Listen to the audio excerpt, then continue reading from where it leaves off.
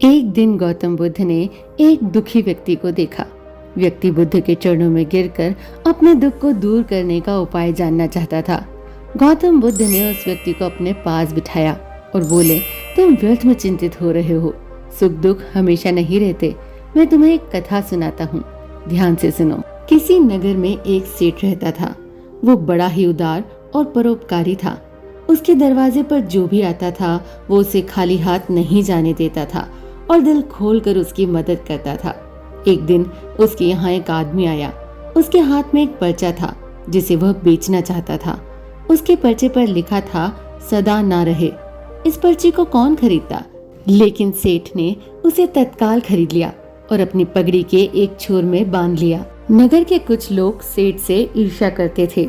उन्होंने एक दिन राजा के पास जाकर उसकी शिकायत की, जिससे राजा ने सेठ को पकड़कर जेल में डलवा दिया। जेल में काफी दिन निकल गए। सेठ बहुत दुखी था। क्या करे, उसकी समझ में कुछ नहीं आ रहा था। एक दिन अकस्मात सेठ का हाथ पगड़ी की गांठ पर पड़ गया।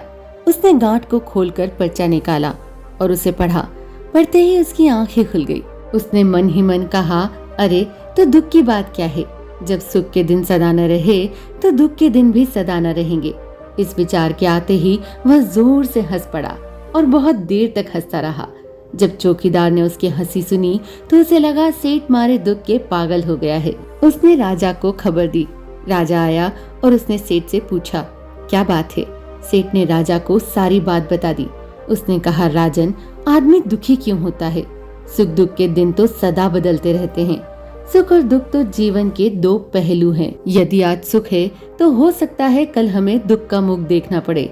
यह सुनकर राजा को बोध हो गया और उसने सेठ को जेल से निकलवाकर उसके घर भिजवा दिया।